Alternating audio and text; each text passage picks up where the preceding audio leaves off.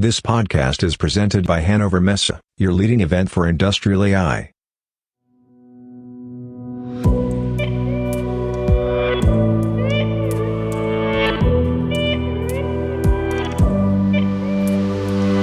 Hello everybody and welcome to a new episode of our Industrial AI podcast. My name is Robert Weber and we have a very weird situation because normally Peter and myself record this episode, but Peter is traveling with an unreliable internet connection in Asia. So now we could have gone and clone his voice. Instead, Peter asked me to share some topics with you. First, a reminder from last week's podcast from Xiaopeng Li. He suggested that while the US and China have been leading in genAI development by building foundation models, the opportunity for European companies may be in creating value by applying foundation models. And we know since the weekend, we have a new foundation model. It's called Sora. And Sora and industrial use cases, how do they go together? Very, very fine. And Stefan Sufelak has explained it wonderfully. And I have a quote for you. So Stefan wrote, Sora is a glimpse into the future of engineering. Okay. The result of the text-to-video tool from OpenAI are not only amazing to look at, but they reveal an incredible understanding of physics, and that is important. I don't know if you know the video by Sora with these ships in the coffee cup. And what is fascinating for me and for Peter and for Stefan maybe also, the flags are waving in the wind, the ships moving along with the waves, light bouncing off the water surface. Very, very realistic. In order to render the scene, the model has to first implicitly construct 3D models from the text input. Compute the physics of the scene, render the scene. And now what comes together, these are 3 core tasks in most engineering workflows. 3 core tasks. And Stefan is absolutely right. GenAI is not only for marketing, it's also for industrial engineering workflows. Wow. And one comment by myself, if you want to know more about the technology of Sora, I link to a YouTube video in the show notes. So, Peter is in Asia. I was in Austria to plan our event AI in the Alps. Thanks to Hannover Messe for being our event partner. And our guests this year are Professor Dr. Johannes Brandstetter together with Dr. Sebastian Lehner. They will hold a workshop on simulation and AI. Our guests are Trustify. They will talk about certification. And our guest is Professor Dr. Marco Huber from Fraunhofer, who will discuss AI use cases. And one spoiler, we will have an episode on simulation and AI with Johannes in the next weeks. My news for today, I have a reading suggestion. A very interesting article for all decision makers in the industrial sector by Benedict Evans. It's called AI and Everything Else. More in the show notes. So, that was it. I hope I got all of Peter's topics correctly. We will now move on the main part and hopefully Peter will have an internet connection by the next time. So Peter, all the best to Asia. Enjoy your holidays and hear you soon. Bye-bye. Hi there. Welcome to a new episode of the Industrial AI podcast. My name is Peter Seeberg and I'm your host. And my guest today is Behnam Nouri. He's the AI ML tools expert for knowledge-based engineering and platform design with Siemens Energy.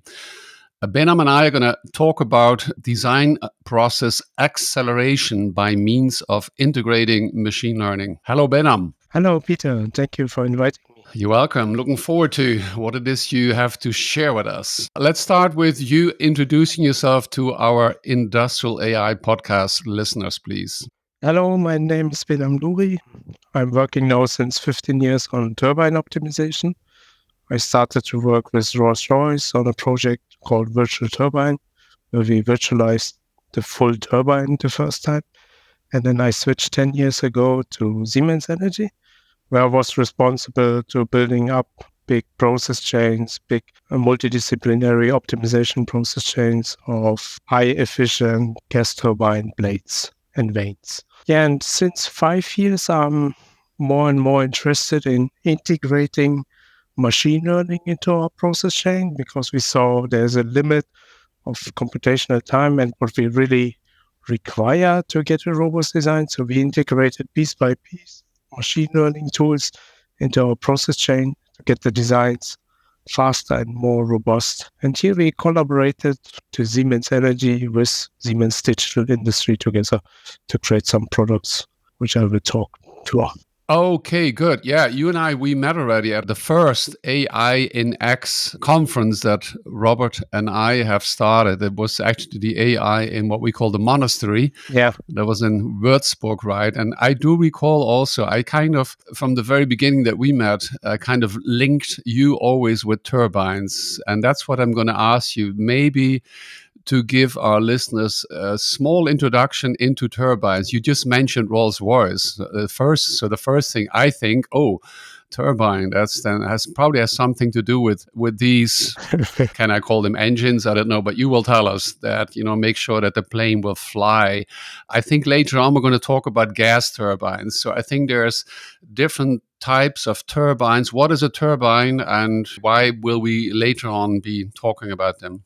Yeah, a turbine is, in short, like a machine which converts mechanical energy into some sort of rotating energy, and then you can generate electricity, which we do at Siemens Energy, or at Rolls-Royce, we just generate thrust and push the airplane forward.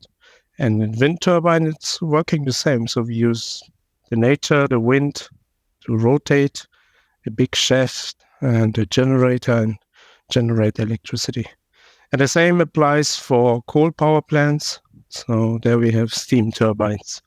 Right. We're not going to go into the details of the politics behind it, but you already mentioned. So I think we concentrate maybe later on gas, but the same could be done, you say. And maybe you're going to tell us a little bit more about your company as well, and then we'll hear that. Wind or coal. And there was one that I heard about, and I just want to share it because I think it's rather interesting. You should confirm if that is actually correct understanding of me. But there is what I would have called 100-year-old project. I would have called it a water turbine, but I think the official English name would be more like hydroelectric power station called Walchensee, that's south of Munich, and that started exactly January 26, 1924. So what you then call that, and I do recall that I visited there maybe 10 years ago, and what I was seeing there, so where the water falls down, that would be a turbine as well, right? Yeah, in the end, that's a water turbine. So you use the force of water and height difference to rotate the shaft and power a generator. In the end, the first power generation in the US and Germany were all driven by water turbines in the beginning. And then they started to use coal. Okay, yeah. And now we want to try to move away from coal, I guess, towards wind and probably also still gas is what we're talking about. Okay, very good. Yeah, I recall that 100 years ago, and the guy who proposed it, the engineer, and then the responsible people, or I think what they said is like in town, in the city of Munich, not all the streets were having lights, people were not having electricity necessarily. So they said, why are you going to build this? Why are you going to build this? And now 100 years later, they're very happy to have already alternative energy turbines. So tell us a little bit more about Siemens Energy. I think it's separate from Siemens, but still connected, related. And maybe you're going to share with us what parts of the energy market that you play in. Yeah, so Siemens and Siemens Energy, we were one company. So I was hired in Siemens AG 10 years ago. And in 2020, they decided to divide this into two companies. So Siemens AG, they still hold like the trains and the digital industry, where we collaborate closely together. And Siemens Energy, we have all the transmission business, so smart city business. We have electrolysers to convert electricity and water to hydrogen. And we have gas turbines and wind turbines, which are our main business. Yeah, and we really care about also the energy transition. And here gas turbines play also a big role because they are reacting very quickly. So with this renewable energy revolution in like countries where you have a lot of sun and it's hot, the people are going home. The sun goes down, and suddenly you need a lot of energy at evening to power up all the air conditioning. And here, gas turbines play a vital role. So, in all the countries, so even Saudi Arabia, Texas, or California, they all need gas turbines, even if they are blessed with a lot of sun and wind. And yeah, also Germany, the gas turbine demand needs to be high because we know we have periods of up to 2 weeks where there's virtually no wind, no sun. And then you need a resource which is reliable. And you can power gas turbines in two different ways. So one is the combined cycle where you add a steam turbine at the end. There you can reach up to 65% efficiency with our best 9000 HL turbines. And a single cycle where you just power the gas turbine and you can react very fast. You can just turn it on for 1-2 hours and then turn it off again.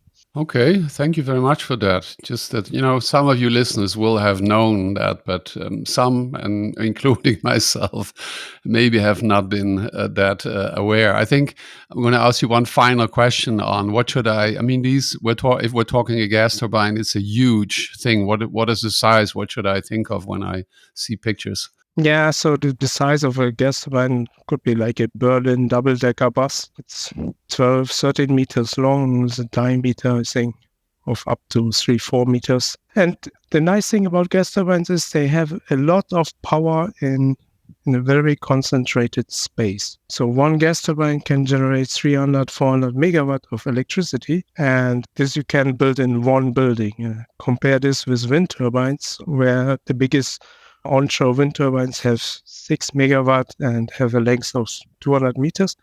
So you need a lot of them with a capacity factor of 20%. That's a typical capacity factor here in Germany. Okay. That's like a factor, I don't know, factor 80 or something like that. Yeah, so if you want to replace like 300 megawatt gas turbine fully with wind turbines, you have to multiply it by 5 and then divide it by 6, and then you know the numbers of wind turbines you need. Good, thank you for that. Today we're talking about the acceleration of the design process. I assume that we're probably going to use the gas turbine as an example. And your claim that I've read is that integrating machine learning into the design process has the potential to decrease the computing time from days down to minutes. Maybe let's start that you explain us how today or how yesterday your design process worked, and then maybe you're going to tell us how you're changing it. Yes, so we introduced gas turbines with an efficiency of 60% in the year of 2000. And since then, we increased efficiency up to 5%. And every time you increase the efficiency by 1%, you have to get 100-degree hotter turbine entry temperature. The thing is, we haven't found any metal, our competitor also not, any metal which just can hold 500 degrees Celsius without melting. So we need a lot of very complex geometry and cooling technologies, coating. And then you need a lot of simulations to verify that all the disciplines you need to calculate to verify that the turbine blade fulfills it is increasing exponentially. Like in the year 2000, it's hundreds of calculations, and now we have to do hundred thousands of calculations in all disciplines like CFD, FEA, conjugate heat transfer. Tell us one or two of these acronyms, what they stand for. FEA, for example. Yeah, FEA is finite element analysis, which is used for structural mechanics. There we have very time-consuming elastoplastic calculation, which takes on our best computer cluster up to 70 hours. And CHD is conjugate heat transfer, where you use CFD to solve the energy equation with the fluid and the solid to get very accurate temperatures. And here we have to be very, very accurate. So you need a very fine mesh, which is very time-consuming and CPU intensive. Okay. So what is the tools you use for exactly accelerating, you say, where maybe in the past you would needed days, you can do today's in minutes. Are they internal tools? Is that products you only use yourself? Are they tools that are designed by maybe Siemens themselves and they are available on the market, or what are they exactly? Yeah, so every gas turbine develop, we have a combination of commercial tools and in-house tools. So you have in-house tools which build the geometry of the turbine blade, and then commercial tools like ANSYS, datascience, Abacus, they just help us to do the simulation. So they are very computational intensive. And then in the last 10 years, we introduced process chain. So before it was always one designer is doing the aerodynamics, the second is doing the thermodynamics, the third the structural integrity test. But now we combine this more into a process chain so we can calculate all disciplines at once, which also takes a lot of time. Yeah, and then here we introduced our first machine learning models to surrogate some of these disciplines piece by piece. Okay. What type of machine learning are we talking about? Can you not go too detailed, but at least at the level of, are we talking, what kind of machine learning? Is it reinforcement learning? Are we talking generative? What is it that you're doing, that you introduce, simulation? I think you talk about the simulation process. Simulation has been done a long time, even when I started computer design 40 years ago. But what is it that machine learning is changing, so to say? Yeah, so even 20 years ago, there were some simple surrogate models, very basic linear or polynomial surrogates, which you can replace basic scalar relationships piece by piece. But now we explored. So we had a competition here at Siemens. It was called Innovation Fund, and then we applied for it. We pitched in front of the CEO, and then we won small budget to explore a lot of technologies. And there we tried all kinds of machine learning models which were suitable, like random forest, CNN, BNN, so Bayesian neural networks, and we just tested which of them gives us the best prediction with the least amount of training data. Uh-huh. And can you share with us which one was the winner, or is that internal information you would rather want to keep internal? Yeah, we published some papers about this. Oh, you did? Okay. Yeah, I mean, lots of good models were Bayesian and the Gaussian process. They were both quite good. And then what was also very important is that these machine learning models could predict their own certainties. So you could ask the model, what efficiency will this turbine blade have? And I can say, okay, 90%, but I am very confident. Or I am not confident. And if it's not confident, we say, okay, then we need more trainings members. So we need more simulations to make the model more confident. And the nice thing is about this model is, you need to trade data, create simulation data for weeks, train for minutes, and then the predictions is in seconds, milliseconds. And suddenly you could go from 1,000 members to 100,000 members. And then you can upgrade your the probability, or the probability of the model that it says itself. So, and then at a certain point you're going to be happy with, I don't know, at 90%, or where's it's a very general question. It's always asking, like, yes, as you say, we're working with probability machine learning, probability Bayesian models, Gaussian models. At what point is then there the cutoff where you say, okay, now we're not going to put more effort into because we're happy with X%? Yeah, this is case dependent. This is really case dependent. Sometimes we are happy with 98%. Sometimes a very intensive calculation, we say we are happy with 90% confidence. It's really case dependent, and then really also what is the optimization criteria. Now, interesting that you mentioned both the Bayesian. I recall Bayes. Is it what was his name? Pfarrer. Well, I forget the term now. Was a kind of priest, right? Bayes, or Gauss. they are all, I guess we call them part of the machine learning, but they are approaches that are not from the last couple of years, right? I mean, we've been doing they for many years now, and that is the question. On one hand, you call them out specifically, and I understand they help you, so they help you move forward. Then now the other, I'm going to combine the question with what about, newer approaches like generative design, whatever the base of those approaches is. Is that something that you're looking at as well? I mean, does generative have a role to play in, again, accelerating the simulation design process? Yeah, exactly. So these are our newest research projects where we look into generative design, also on 3D surrogates.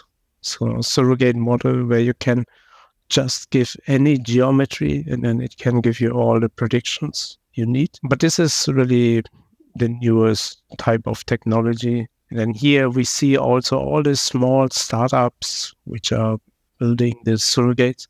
So they all have different models. They all have different approaches. So nobody has found now this is the right way. So this is still in, I think, explorative phase. So where every company is testing what is best. Also, we are testing it with some PhD students. They just use different models which have been used for complete different applications like image recognitions or some biological like medicine applications. And then we used it on simulation data. Sometimes they were very successful, sometimes not. But this is something we now have to explore. And I really believe in 3-4 years, we will be in a stage where with some small piece of training data, you can build like a generative AI model, which can do all the predictions, which takes weeks, seconds, minutes. Now, when you talk about predictions, I'm going to ask you a question that turns it almost the other way around. It's like you just mentioned, I think, healthcare. So I'm not sure if we're then talking reinforcement learning. I think we call it still generative, but it's like, so designing the new proteins, right? And I know what the outcome needs to be. So I have a number of variables. Whatever that is in healthcare, I have no clue, but there's A, B, C, and D, and they need to have specific values because that's the new medicine I'm looking for. Now, my question, of course, then is going to be, and we heard from you, what it is that you need to do is improve efficiency from 60 to 65. So you still have 35% ahead of you for the next couple of years. Yeah, there's a Carnot limit. So yeah, I can imagine. 100%. So there's a thermodynamic limit. Yeah, I understand that. But nevertheless, so the question then is, do approaches exist? And because that would, in my understanding, typically be generative to say, I need an efficiency of, let's be realistic, 68%. And you tell me how the design looks like. So it feels like the other way around. Does that exist? Does that make sense? Yeah, so we have optimization criteria. Yeah, so you could say, okay, let's push it to, 67, 68% efficiency, and then see what is the condition and to determine blade. So you can push the temperature quite easily with simulation up, and then you have to verify that all the other disciplines hold. And this is the difficult part. So you have your metal geometry, you have your coatings, you have your coolings, and then you have to do all the simulations and then verify all the disciplines. So you have aeromechanical discipline, elastoplastic discipline, and all these disciplines needs to be into our review criteria because our customer want to run the turbine for years, not replace it after every year run. You don't want to have it to be the size of 2 buses. It should still be the size of 1 bus or smaller, I guess. Yeah, even more compact would be nice. Yeah. Okay, maybe if you can walk us through a number of applications. So I believe it's one step more detailed. Tell us a little bit about, what exactly it is that you do in the different approaches, maybe how you do it. We just talked about different approaches. Is that something you can do? Yeah, so now we have this collaboration, Siemens Energy and Siemens DI. There's a tool called Heats, and Heats, you build workflows. So you can couple your geometry building tool, with your CFD tool, with your FEA tool, and do simulations. And here we developed together a tool called Heat's AI Accelerator. And Heat's AI Accelerator works in this way that you run your process chain on the classical way. So you do simulations, which takes a lot of time. And after 100 member, the tool automatically checks, builds a surrogate model, and says, can I replace the simulation with a given certainty? So it always checks. So it's doing a decider, so inside the process chain. So maybe the member 101 is not good enough, but after a certain time, member 200, 300, 400, you see that the AI replaces more and more simulation. So maybe in the beginning 10%, and later 30, 50, 80%. And then you get a very good boost and you accelerate your optimization by a big factor. This is one tool where we put it in. Yeah, let's stay there a bit because it sounds magic. That's why I'm quiet. It sounds a bit like, and it's probably not, but even if it's not, you can then correct me. It sounds a bit like, I started looking into chess, and I've probably mentioned that what was that, AlphaGo and then AlphaZero, I believe. But that was more about the algorithm only knowing the rules, so to speak. So the rules would be, the rules of whatever thermo design, the details of your engineering. But then it runs millions, it does millions of games, and at the end, it felt to me a little bit like, it becomes more certain, and then at some point in time, it starts winning, and then it's you can't win anymore from it. Maybe that's a different approach from what you were. It's a different approach. Yes, it's more like you have a surface, and on this surface you have pressure, temperature, and other like results, and then you train the artificial intelligence. What happens if the turbine blade is a little bit leaned, pressure suction side, or it's thicker, thinner? Yeah, it changes the shape. So we are changing the shape, and we are giving the AI that happens if we do the turbine blade thicker. Remember that. And then piece by piece, it learns from it. And then after a while, it says, okay, now I'm sure I can predict all the geometric optimization you're doing with the surrogate. And that's the thing. And it's not like chess. You can just train one surrogate and it builds the turbine blade for any engine. You have to retrain every time. So every engine type, 50 hertz, 60 hertz, bigger, smaller, and then also the different turbine components, you have to retrain model. Very good. You were going to share a second, third application with us. Yeah, so the second application, which is really important for us, is also the robust design aspect. So the thing is with optimization, you can get a very good nominal design. So you can design it on peak performance, peak lifing, and so on. And then it could happen that you are on the response surface on the tip of the Eiffel Tower. So any shaking, any variation on conditions, so you run the engine in Kuwait or in Iceland, is a different condition, or from casting, you always have some variations in wall thickness and so on. So you have to test your best designs on all the variations. And there are a lot of variations. So you have boundary conditions, geometric. So you have to test millions of variations. And again, here you could do it with simulations, but this could take years of calculating.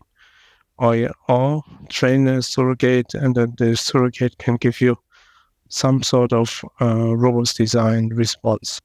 Okay. And this is one of the examples where you say this then can happen, within minutes, but a very big factor faster than you could do it in the past. Exactly, yeah. Several orders of magnitude faster if you trained the model with the right data, then you can get this robust design answer. Okay, I think there's one more on creep. Is that right? That you can talk about? Yeah, so creep is a elastoplastic calculation. It takes a long time because you have to recalculate every time step with FEA. So you have to do the calculations thousands of times. Share with us what is creep, because we did this before. There was a misunderstanding. I think, between what I called drift at that time. And I thought we were talking about a running machine kind of slowly moving towards giving data that are different, and the model then starts reacting. But creep is something different, right? Yeah, so if you have a piece of metal and you heat it, it gets larger elastically, and then you cool it, and then it goes down. Oh, okay. That's the creep. But if you heat it too much and pull on it with a huge force, which we are doing on the gas turbine, then you get into the elastic plastic deformation. Oh, right. Yeah, and then we have to calculate this inside our design limits. Okay, that sounds almost like how you produce metal objects or not. Yeah, When the steel is when the steel is fluid or not, you can put it in the form that you want, and then you cool it off, I guess. Or twin gas turbines are very, very hot. yeah, right. So creep is then something you can basically say you do not want to happen, or can you say it will happen? Will happen, but it Yeah, needs right. to stay inside the limits, so we can verify for customers. Okay. And what do you do then to calculate creep now with the new machine learning based approaches? Yeah, so again, the same thing. So we do FAA calculations, and we save the data in a specific format. And then now we are testing several models to predict this time-intensive calculations. And then we can do temperature variations, geometry variations, and then the simulation, which took several days on 500 CPUs, can be done in seconds. That's good. Yeah, That's really good. yeah. So then other people can use the same CPUs in the time that you don't need it. Yeah, exactly. Yeah. So there's always a competition between all the disciplines, combustion, aerodynamic. Everyone wants a CPU. Yeah. Access to, yes. On one hand, we hear, everybody wanting to buy the, what is it, H100 NVIDIA or whatever, it doesn't matter what processor. And more and more and more, we all need to design chips, etc. But at the same time, if you say, we've been using specific approaches and we can now, I don't know what the number is. I just say, is it 10% or 1% of the CPU time to do even better things, then that's almost a development towards the other direction, right? Yeah, the thing is, in the past, you need 10,000 CPU hours to design a 60% turbine blade.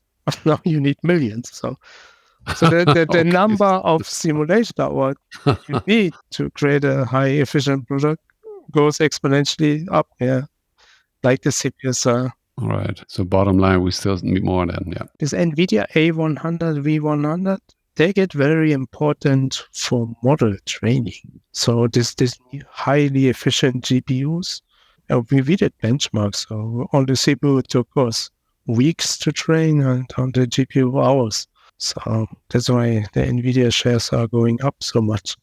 Exactly. You need this GPU power for model training. And of other companies trying to get into that market. I'm again reading Patrick Gelsinger from Intel, but that's another topic we're not going to get in today. We're actually going to come to a close here. Maybe you can share with us what is the status of the topic of today, applying machine learning to the industrial simulation design process. If you look around the world, you gave already, as you are aware, where your turbines, as an example, are going to be placed in around the world. You talked about California, Saudi Arabia, just as examples. So where are you? Where's your competition? We don't need to know names, but how is applying machine learning to the design process? What is your view around the world? And how is it going to change? How do you see the machine learning into the design process change over the next, the complete way of doing things over the next 5 to 10 years? Yeah, so in our industry, I think it's in the proof of concept phase. We are using it for some very challenging designs and putting it piece to piece to all designs. And I think all our competitors are in the same phase. So it's getting piece by piece integrated into our design process. Some industries, like Formula One car design, a little bit further. So what I heard is they completely optimize on the surrogate. So simulation is just there to feed the surrogate model with more confidence. And then the optimization is completely done on the surrogate. And this is, I think, the way it will go. Either you make parts for cars, for turbines, for aero engines or airplanes. Data will get more and more important. So you need to save your simulation data and feed piece by piece your surrogate model until your surrogate model can build every piece of your product with a good confidence, and then you can design faster and better. And that's, I think, will be the change. So in the past, there was always you do simulations to design, to verify that your cut geometry is in the right shape and can be manufactured. And I think in the future, in 5 years and 10 years, we will all feed a big generative AI model. And then this generative AI model can be run by experts to do very, very challenging designs much faster. Let's stay as a final on this very topic. I want to understand. So, is this Gen AI model then? Is that some kind of foundation model? Is that an industrial foundation model that we have talked about in the past for the last year? Everybody's talking about it. I haven't seen it yet. Or do you see that? While it may be a foundation model as such, that could then be generally available to everybody. At the same time, you're going to fine tune it as one option, I don't know, with your specific Siemens Energy. And you said Formula One, whoever, and everybody's going to use their, is it then simulation or whatever engineering knowledge from the last, in your case, 170 years or whatever it is, Siemens. What is the approach there of both the foundation and the specific knowledge? Yeah, I think it will be a combination of models. So it could be a big foundation model, a large language model, which would help like a complete new engineer to guide him how to design. So it really would answer questions and guide him what steps to make. But I think for all the predictions and so on, it would be really a combination of several variable autoencoders, GNN, MLP models, which together do the best predictions with the data they have. Right. So still you as Siemens Energy would be able to produce your gas turbine moving towards, I don't know what your goal is. We just heard 60, 65, 70%. And your competition, they would use their own engineering knowledge from as long as, and maybe some other ones will use new ways of doing things, but it could be on a common foundation model. Then the question, of course, is who's going to produce such a foundation model? Who has the interest in doing that? Is that, does it need to come from industry, like, from Siemens and together with competition as far as that is allowed, or who would do that? Yeah, that's a big question. Yeah. Okay. Will we have a lot of models from a lot of startups, or Okay. will someone invent a model which can understand all simulation and engineering data? Let's see who is going to come up with such a model. It feels like the more interviews we do around generative AI, that it always comes up. Let's see who's going to be the first and who's going to be the second, third. If we're going to have this one big, or if we're going to see in the course of the year many different.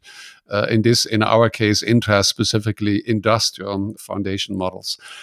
Behnam, thank you very much. Thank you, Peter. The listeners, if you want to get into touch with Behnam, you can do that best on LinkedIn. Behnam, Behnam Nouri, Nouri. We'll put his LinkedIn profile in the podcast notes as well. Otherwise, if you, the listeners, have any questions, comments, please send me a short email, peter@aipod.de. I'm very happy that you stayed with us so far. Looking forward to have you with us again. And Behnam, thank you very much and have a nice day. Thank you. Goodbye.